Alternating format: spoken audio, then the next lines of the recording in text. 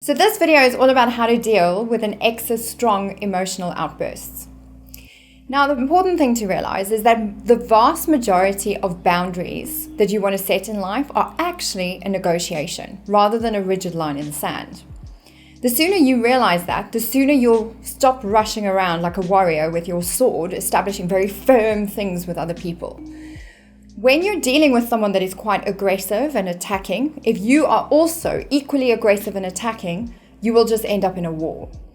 Adults ultimately need to negotiate boundaries between themselves, and this is the standard for all relationships, and is particularly true of romantic relationships, even if you've broken up. Now, if you don't risk sharing how you feel and you don't speak up, you'll blow up or become passive aggressive or damage the relationship.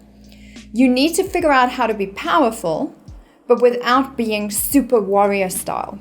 And the way to do that is a very effective negotiation tactic. If someone is negotiating with you in a very aggressive and emotional way, your job is to be non-emotional. So I'm going to teach you how to do that. Step 1. Firstly, understand that this anger or emotional outburst coming from the person that you're trying to negotiate with, it's not actually personal to you. Regardless of what they are saying, it's more about the little wounded boy or the little wounded girl inside that person who is doing the shouting and screaming. If you are seated, first things first is to stand up and to stand tall with your shoulders back and your hands at your sides. As the person is saying whatever they're saying, tell yourself that whatever they're saying is about them feeling hurt and wanting to hurt someone else, and it has nothing to do with you. So that's step 1, is to not take it personally. Just realize this anger is more to do with that person over there.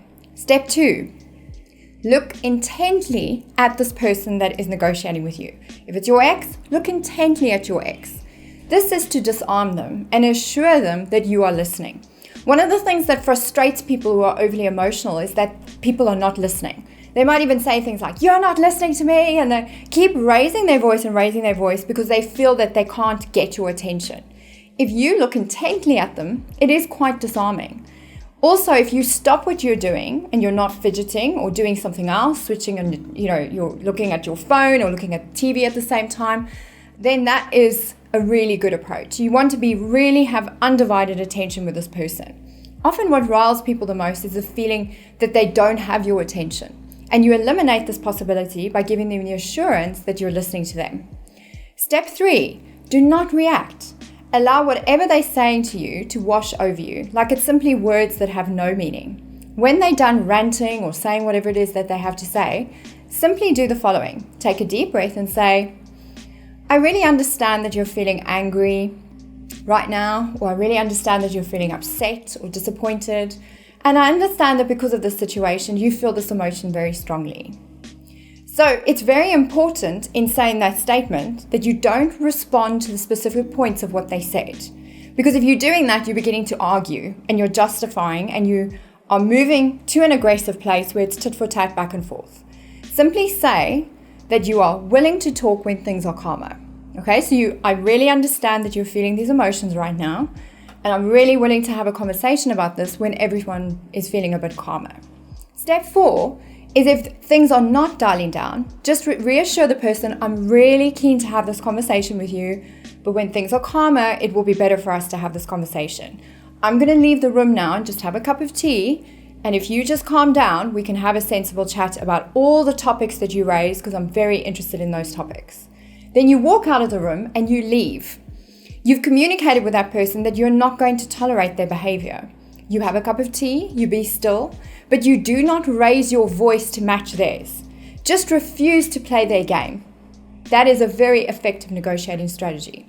Number 5, if you feel that discussions are impossible, another option is to write a letter adopting a very factual, matter-of-fact tone. Focus on precisely what it is the issues are at hand, rather than any personal comments that they made, and focus on how you can move things forward. Always ask yourself when you're negotiating, what is it that I'm trying to achieve?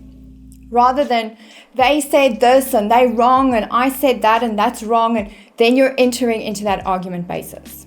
Okay, so if you have a specific situation that seems impossible and insurmountable to you and you'd like some coaching on that, be sure to get hold of us at Naked Divorce and Naked Recovery Online, and we'll coach you through that situation. It's really very straightforward to negotiate with people, even if they are hyper angry or hyper emotional. And we can teach you exactly how to do that if these tips are not specific to your situation.